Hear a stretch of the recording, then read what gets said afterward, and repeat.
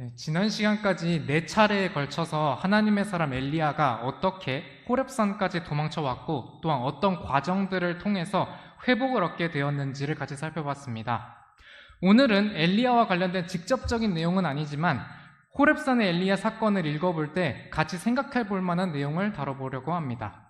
이것은 어떤 사람이 그리스도인이든 아니든 간에 상관없이 또는 직접적으로 묻든 돌려서 묻든 상관없이 인생을 살면서 한 번쯤은 스스로에게 물어보게 되는 질문에 대한 것입니다.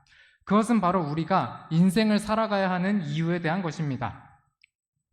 인생을 살면서 정말로 자기 시간과 돈을 다 써서라도 간절하게 이루고 싶은 일들이 있는 경우가 있습니다. 우리가 지금껏 살펴본 엘리야가 대표적인 사례입니다. 엘리야는 지금껏 정말로 불같은 열정으로 북이스라엘이 하나님께 돌아오기를 바랬습니다.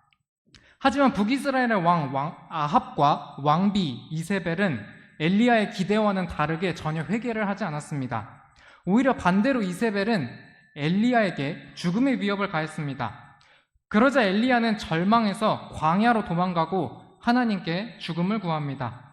갈멜산의 대결에서의 승리로 인해 희망에 가득 찼던 엘리야의 기대는 이제 이세벨의 사자가 전한 메시지에 산산조각이 났습니다. 희망이 절망으로 바뀐 엘리야는 지금껏 항상 하나님께 묻고 나서 움직이던 모습과는 다르게 이번에는 자기 생각에 따라서 도망을 가게 됩니다. 하지만 이런 엘리야의 자기 멋대로 하는 모습에도 하나님께서는 호렙산에 이르기까지 엘리야를 먹이시고 또 어루만져 주셨습니다. 또한 나 혼자 남았다고 토로하는 엘리야에게 하나님께서는 다시 일들을 맡기셨고 7,000명의 남은 자가 있다는 말씀을 또 해주셨습니다. 엘리야가 왜 절망에 빠졌는지 하나님이 제일 잘 아셨기 때문에 하나님께서 엘리야의 상황에 맞는 해결책을 주셨던 것입니다. 하지만 하나님께서 회복을 주시기 전까지 엘리야는 영적 침체 속에 죽을 것 같은 죽음의 고비를 넘겨야 했습니다. 이렇게 인생에서 고통스러운 순간을 지나가는 일은 누구에게나 생기게 마련입니다. 인생에 수고와 슬픔이 가득하다는 것을 안 모세는 시편 90편 10절에서 다음과 같이 말했습니다. 우리 햇수의 날들이 70년이요 강건하면 80년이라도 그 햇수의 위력은 수고와 슬픔이니 그 위력이 곧 끊어짐에 우리가 날아가 버리나이다. 인생에서의 수고와 슬픔은 다양한 데서 비롯됩니다. 엘리야의 사례처럼 소망이 꺼져버려서 생기기도 하고 또한 사랑 때문에 슬픔이 생기기도 합니다. 나는 상대를 좋아하지만 상대는 나를 좋아하지 않는다는 사실을 알고 슬픈 사례도 있습니다. 수고와 슬픔의 대장격인 사건은 단연코 죽음일 것입니다. 서로 사랑해서 결혼까지 하고 가족을 꾸리게 되어도 이 세상에서의 사랑의 기한은 우리의 인생 기간만큼만 유효합니다. 결국 이 세상에서 사별의 슬픔이 생기게 되는 것은 애석하게도 사람이 피할 수가 없습니다. 욥기 34장 14절, 15절에서 볼 수 있듯이 하나님께서 숨을 거두시면 결국 죽게 되는 존재가 이 연약한 인간입니다. 이런 사실들을 알고 느꼈던 사람 중 한 명이 솔로몬 왕이었습니다. 솔로몬은 권력과 사치와 향락을 누릴 대로 누렸습니다. 하지만 그가 자기의 수고의 산물을 봤을 때 느꼈던 그 허무함이 전도서에 잘 나와 있습니다. 전도서 2장 11절 제가 읽겠습니다. 그때 내가 내 손이 이룩한 모든 일과 내가 수고하여 행한 수고의 산물을 바라보았는데 보라 모든 것이 헛되며 영을 괴롭게 하는 것이요 해 아래에는 아무 유익이 없었느니라. 우리 그리스도인들은 이미 이 세상에는 소망이 없다는 것을 잘 알고 있습니다. 세상 사람들이 정치개혁, 경제개혁 같은 수많은 개혁과 혁신을 부르짖지만 결국 세상은 날로 악해져 가고 또 이 세상의 근본적인 문제들은 인간의 노력으로 해결되지 않음을 알고 있습니다. 또한 물질이든 사람이든 유한한 존재에게 소망을 두게 되면 결국 우리는 그 유한한 대상이 사라지게 됐을 때 소망이 절망으로 바뀌게 됨도 알고 있습니다. 그럼 이런 비극적인 현실을 우리가 알고 있고 또 삶 속에서 고통을 체험하고 있음에도 왜 우리가 인생을 살아가야 할까요? 우리 그리스도인들은 우리가 살아가야 하는 이유를 당연히 성경에서 찾아봐야 할 것입니다. 먼저 성경에 나온 우리가 사는 두 가지 중요한 이유를 살펴보고자 합니다. 먼저 첫 번째로 우리는 하나님의 기쁨을 위하여 살아가야 합니다. 요한계시록 4장 11절 읽겠습니다. 오 주여, 주께서 영광과 존귀와 권능을 받기에 합당하시니 이는 주께서 모든 것을 창조하셨고 그것들이 주를 기쁘게 하려고 존재하며 창조되었기 때문이니이다 하더라. 우리 인간들 뿐만 아니라 모든 자연 만물이 창조주 하나님을 기쁘게 하려고 존재하며 창조되었습니다. 우리는 특히 하나님의 자녀가 된 그리스도인들로서 더욱이 이 창조 목적에 맞게 하나님을 기쁘시게 하기 위해서 살아가야 합니다. 두 번째로 우리는 하나님의 영광을 위하여 살아가야 합니다. 고린도전서 10장 31절 읽겠습니다. 그러므로 너희가 먹든지 마시든지 무엇을 하든지 모든 일을 하나님의 영광을 위하여 하라. 우리 그리스도인들은 모든 일을 하나님의 영광을 위하여 해야 합니다. 그러니 우리의 숨이 걷어지기 전까지 우리는 이 세상 삶에서 하나님께 영광을 드리는 삶을 사는 것이 살아가는 이유가 되어야 합니다. 하지만 그리스도인들이 살아야 할 중요한 이유 두 가지를 알고 나면 또 궁금한 것이 생깁니다. 우선 첫 번째로 하나님의 기쁨과 하나님의 영광이 좀 더 구체적으로 어떻게 나의 삶의 이유가 될 수 있을지 궁금해집니다. 그리고 두 번째로 좀 더 상세하게 어떻게 해야 하나님께 기쁨을 드릴 수 있고 또 하나님께 영광을 돌릴 수 있는지 그렇게 궁금해지게 됩니다. 그래서 저는 이 두 가지 중요한 삶의 이유에 대해서 하나님의 사랑의 측면에서 그리고 구원받아 함께하는 성도님들의 측면에서 그리고 마지막으로 나 자신의 유익의 측면에서 이렇게 세 가지 측면에서 살펴보려고 합니다. 먼저 첫 번째로 나를 사랑하신 주님을 따라 함께하는 삶이 어떻게 하나님의 기쁨이 되는지 같이 살펴보겠습니다. 이것은 하나님께서 우리를 구원하신 목적과 연관이 되어 있습니다. 하나님께서는 어떤 사람도 멸망하지 않고 모두 회개에 이르기를 원하십니다. 에스겔 18장 32절 읽겠습니다. 나는 죽는 자의 죽는 것을 기뻐하지 아니하노니 그러므로 너희는 돌아서서 살지어다. 주 하나님이 말하노라. 하나님은 죽는 자의 죽는 것을 기뻐하지 않으십니다. 그리고 죽을 수밖에 없는 인간들이 하나님께 돌아서서 살기를 바라십니다. 하지만 인간의 노력으로는 자기 죄를 씻어서 하나님과 함께 있을 수가 없습니다. 그래서 우리가 잘 아는 요한복음 3장 16절 말씀처럼 하나님께서 세상을 이처럼 사랑하셔서 자신의 독생자 예수님을 주셨습니다. 그래서 누구든지 예수님을 믿는 사람은 영원한 생명을 얻고 하나님과 함께 영원한 삶을 누릴 수 있는 길을 열어주셨습니다. 그러면 이렇게 죄와 사망으로부터 구원받은 사람들, 즉 그리스도인들은 왜 살아야 할까요? 고린도 후서 5장 15절 제가 읽겠습니다. 그분께서 모든 사람을 대신하여 죽으신 것은 살아있는 자들이 이제부터는 자기 자신을 위해 살지 아니하고 자신들을 대신하여 죽었다가 다시 일어나신 분을 위해 살게 하려 하심이니라. 이 말씀에서처럼 어떤 사람이 죄와 사망으로부터 구원을 받았다면 그 사람은 이제 그리스도인으로서 자신을 구원해 준 분의 구원 목적이 무엇인지 알고 그에 따라서 은혜에 보답하는 삶을 살아야 하는 것이 마땅할 것입니다. 우리의 구원자 예수님의 구원 목적이 어떤 것인지는 데살로니가 전서 5장 10절에서 알 수 있습니다. 제가 읽겠습니다. 그분께서 우리를 위해 죽으셨으니 이것은 우리가 깨어있든지 자고 있든지 자신과 함께 살게 하려 하심이라. 예수님은 우리가 깨어있든지 자고 있든지 우리가 죽음에 이르기까지 우리가 예수님과 함께 살기를 원하시며 자신의 목숨을 죽음에 내어주신 것입니다. 우리에게 영원한 생명을 값없이 주었으니 그 대신 어떤 거창한 것을 바라신 것이 아닙니다. 예수님은 우리가 항상 예수님과 함께 사는 그런 인생을 살기를 바라신 것입니다. 우리는 예수님을 믿고 그리스도인이 되면서 그리스도의 신부된 교회의 지체가 되었습니다. 결혼 생활하면서 아내가 남편에게 이래저래 힘든 점만 토로하면은 남편도 같이 힘들 것 같습니다. 남편이 원하는 것은 아내가 바른 관계 속에서 기쁘게 살아가는 것입니다. 예수님은 우리가 항상 신랑 되신 예수님과 함께 사는 그런 인생을 살기를 원하셔서 우리를 위해 죽어주셨습니다. 그런데 과연 우리는 그 신랑 되신 예수님과 얼마나 매 순간 친밀하게 살고 있는지 돌아봐야 합니다. 그리고 이 세상에서 살 때부터 예수님과 점점 더 친밀한 관계를 맺어가야 합니다.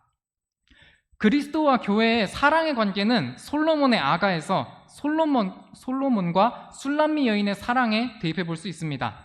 술람미 여인은 처음에 나의 사랑하는 이는 내 것이요 나는 나의 사랑하는 이의 것이라고 말하면서 나의 사랑하는 이가 내 것인 것이 우선적으로 중요했습니다. 하지만 그녀의 고백은 바뀌게 됩니다. 아가서 6장 3절에서 보다시피 내가 먼저 나의 사랑하는 이의 것이고 그 다음에 나의 사랑하는 이가 내 것이라는 것입니다. 내가 우선이 아니라 나의 사랑하는 이가 우선이 되었습니다. 그런데 마지막으로 그녀의 고백은 한 번 더 바뀝니다. 그녀의 마지막 고백은 이것입니다. 나는 나의 사랑하는 이의 것이요 그분의 열망이 나를 향하는도다. 나의 사랑하는 이가 내 것이라는 말이 필요 없이 남편의 열망이 아내를 향하는 것을 아는 관계로 발전을 했습니다. 우리도 이와 같이 이 세상에서 살 때 예수님과 함께하며 예수님에 대해 더욱 알아가고 가까워지는 삶을 살아가야 합니다. 예수님은 요한복음 14장 2절에서 나와 있듯이 우리를 위해 처소를 예비하러, 맨션이라고 하죠. 이 처소를 예비하러 하늘로 가셨습니다. 하지만 하늘에 가셨다고 해서 신부된 교회 역시 바로 하늘로 오기를 바라고 계시지 않습니다. 왜냐하면 예수님은 구원받은 각 사람 안에서도 함께 계시기 때문입니다. 그리고 예수님은 우리를 위해 중보 기도를 하십니다. 요한복음 17장 15절에 예수님의 기도를 읽겠습니다. 나는 아버지께서 그들을 세상에서 데려가실 것을 기도하지 아니하오며 그들을 악에서 지켜주실 것을 기도하나이다. 예수님께서는 우리가 이 세상에서 예수님의 재림의 때를 기다리면서 예수님과의 친밀한 관계 속에 살아가기를 원하십니다. 그 과정에서 고난과 슬픔 등 여러 가지 힘든 일들이 생길 수 있습니다. 또한 우리의 잘못이 아님에도 악한 일들이 우리를 덮칠 수도 있습니다. 하지만 예수님께서는 신부된 교회를 위하여 악에서 지켜주시기를 하나님께 중보 기도를 하고 계십니다. 우리는 이렇게 우리를 위해 죽어주셨으며 또 함께 해주시고 또한 중보 기도를 해주시는 예수님을 잊지 말고 살아야겠습니다. 그리고 깨어있든 자고 있든 예수님과 함께 사는 삶, 그것이 예수님의 구원 목적을 이루는 그리스도인의 삶임을 우리는 기억해야 하겠습니다. 우리의 옛 본성은 자꾸 우리를 지배해서 그리스도와의 친밀한 교제에서 멀어지게 하려고 합니다. 그리고 옛 본성은 우리로 하여금 우리가 우리 자신의 욕심을 따라서 살게 하려 합니다. 하지만 우리는 그리스도와 함께 십자가에 못 박힌 채 태어났다는 사실을 꼭 기억하시길 바랍니다. 우리는 우리 자신을 위해서가 아니라 우리를 사랑하사 우리를 위해 자신을 내어주신 예수님을 위하여 살아가야 합니다. 갈라디아서 2장 20절 말씀 읽겠습니다. 내가 그리스도와 함께 십자가에 못 박혀 있으나 그럼에도 불구하고 사노라. 그러나 내가 아니요 그리스도께서 내 안에 사시느니라. 나는 지금 내가 육체 안에서 사는 삶을 나를 사랑하사 나를 위해 자신을 주신 하나님의 아들의 믿음으로 사노라. 다음으로 성도님들을 위해 사는 것이 어떻게 하나님의 기쁨이 되는지 성도님들에 대한 관점에서 또 한번 살펴보도록 하겠습니다. 이와 관련해서는 빌립보서의 말씀들을 여러 살펴보려고 합니다. 사도 바울은 빌립보서에서 자신이 떠나서 그리스도와 함께 있는 것이 훨씬 더 좋지만 성도들을 위해 남는 것이 필요함을 얘기합니다. 빌립보서 1장 23절 24절 읽겠습니다. 이는 떠나서 그리스도와 함께 있기를 바라며 내가 둘 사이에 끼어 있기 때문이라. 떠나는 것이 훨씬 더 좋으나 그럼에도 불구하고 육체 안에 거하는 것이 너희를 위해 더 필요하니라. 사도 바울은 하늘에서 그리스도의 영광을 보며 하나님을 찬양하는 것을 얼마나 고대했을까요? 그런데 사도 바울에게 있어서 이 세상에서 남아 있는다는 것은 고난의 시간의 연속임을 얘기하는 것이었습니다. 빌립보서를 쓴 때도 로마의 옥중에서 쓴 것입니다. 그렇게 열악한 환경의 감옥에서 서신서를 쓰는 상황임에도 바울은 어떤 면에서 성도들에게 유익이 되기에 남겠다는 것일까요? 빌립보서 1장 25절, 26절 읽겠습니다. 이런 확신이 있으므로 너희가 누릴 믿음의 진보와 기쁨을 위해 내가 너희 모두와 함께 거하며 머무를 것을 아노니 이것은 내가 다시 너희에게 감으로 예수 그리스도 안에서 너희의 기쁨이 나로 인해 더욱 풍성하게 하려 함이라.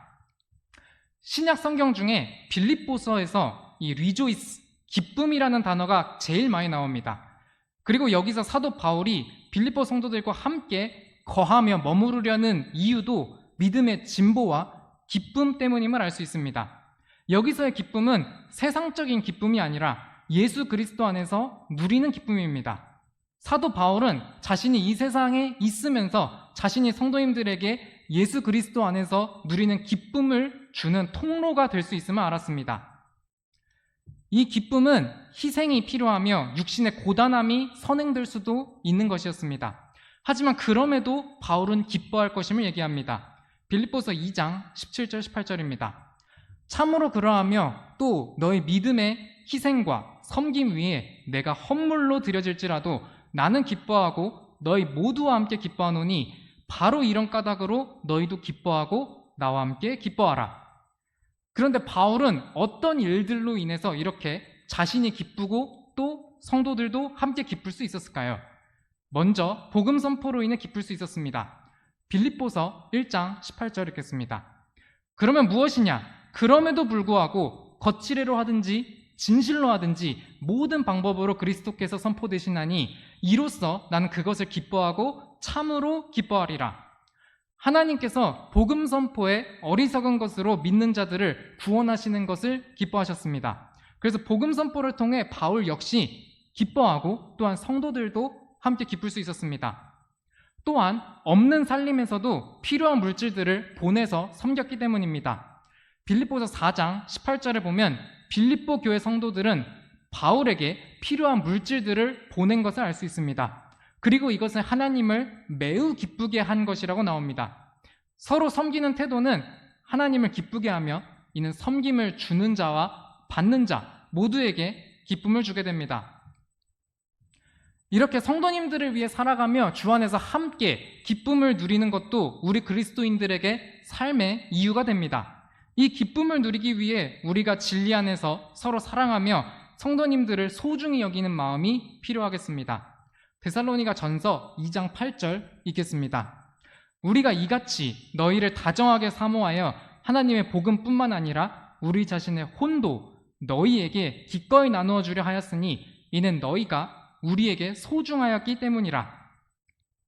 성도님들의 관점에서 우리의 삶의 이유를 한번 살펴봤습니다. 마지막으로 인생을 살면서 하나님의 기쁨과 영광을 위해 영광을 통해서 나 자신이 얻을 수 있는 유익에 대해서 살펴보겠습니다.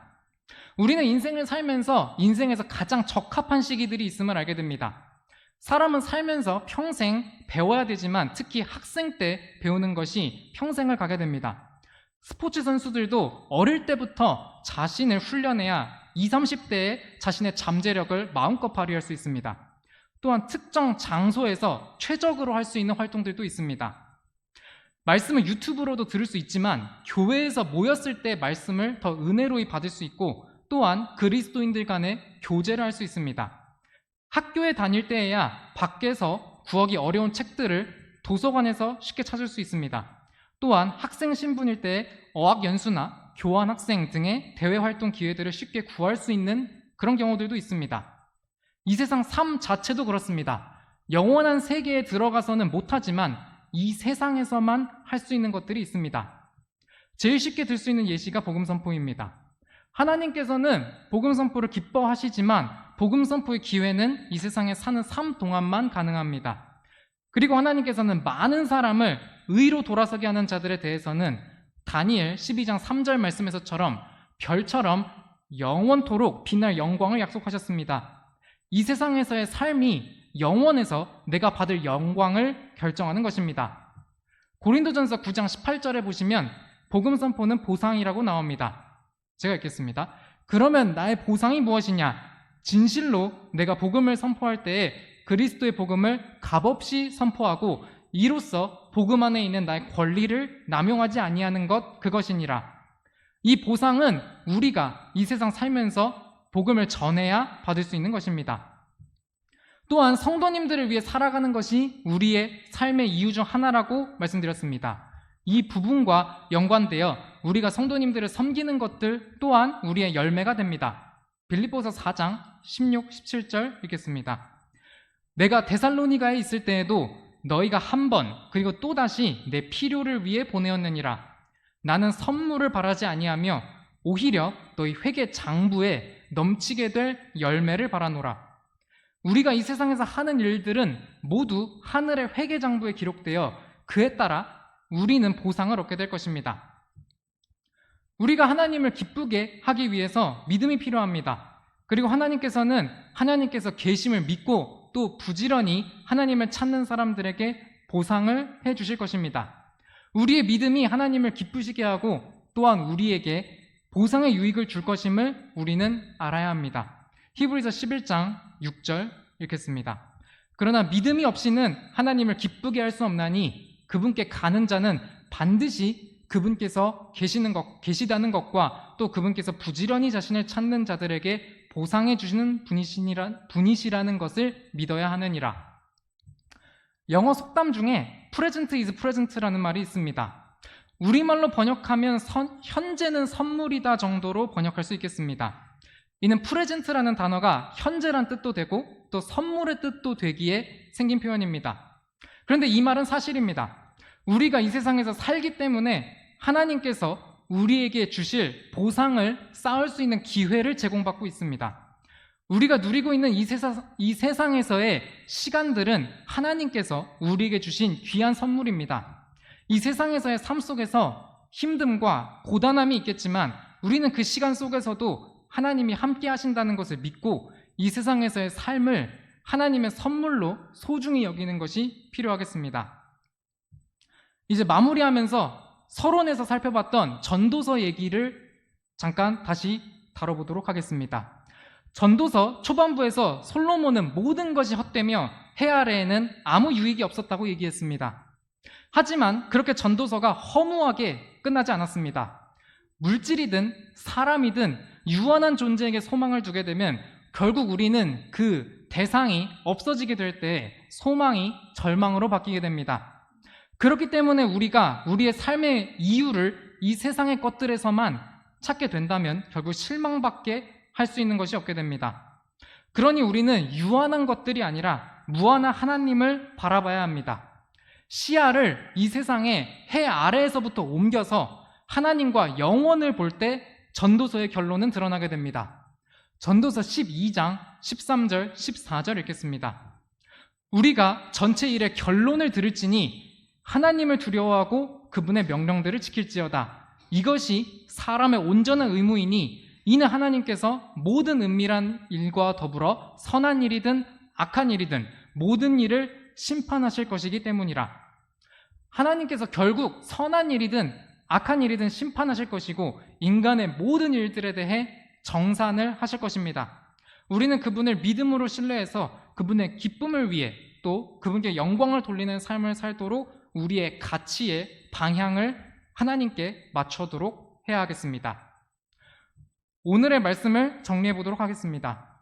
먼저 수고와 슬픔이 가득한 인생에 대해서 살펴봤습니다.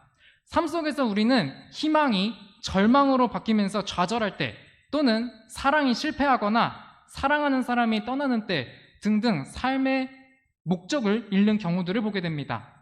하지만 그럼에도 불구하고 그리스도인들이 살아가야 할 핵심적인 이유 두 가지를 살펴봤습니다. 그것은 하나님의 기쁨을 위하여 그리고 또 하나님의 영광을 위하여였습니다. 그리고 하나님의 기쁨을 위하여 그리고 그분께 영광을 돌리기 위해서 사는 그리스도인들의 삶의 이유를 좀 더 상세하게 하나님과 성도님들과 나 자신의 측면에서 살펴봤습니다. 하나님께서는 우리를 먼저 사랑하셔서 예수님을 보내주셨고 이젠 우리가 하나님을 위해 살길 바라십니다. 또한 우리가 깨어있든 자고 있든 우리를 위해 죽어주신 예수님과 함께 사는 삶을 살길 바라고 계십니다. 또한 우리는 복음 선포와 섬김으로 성도님들과 함께 주 안에 있는 기쁨을 누리기 위해 살아갑니다. 마지막으로 우리가 이 세상에서 사는 것은 우리 자신을 위한 기회의 시간이기에 이 세상에서의 삶을 하늘에서 받을 보상들을 쌓을 수 있는 선물로 여겨야겠습니다. 해 아래에서는 수고와 슬픔 그리고 허무함과 죽음이 삶을 지배하는 것으로 보이는 경우가 많습니다. 하지만 하나님과 영원을 볼 때 우리는 우리가 왜 살아야 하고 어떻게 살아야 하는지 볼 수 있게 됩니다. 나를 위해 죽어주시고 또 현재라는 시간을 선물로 주고 계시는 하나님을 위해 내가 어떻게 기쁨을 드릴 수 있는가 생각하며 우리가 현재 왜 살고 있는지에 대한 이유들을 다시 한번 되돌아보게 되시기를 원합니다. 이상으로 금일의 오전 성경 공부 시간 마치도록 하겠습니다. 기도하며 오전 예배 시간 준비하도록 하겠습니다. 감사합니다.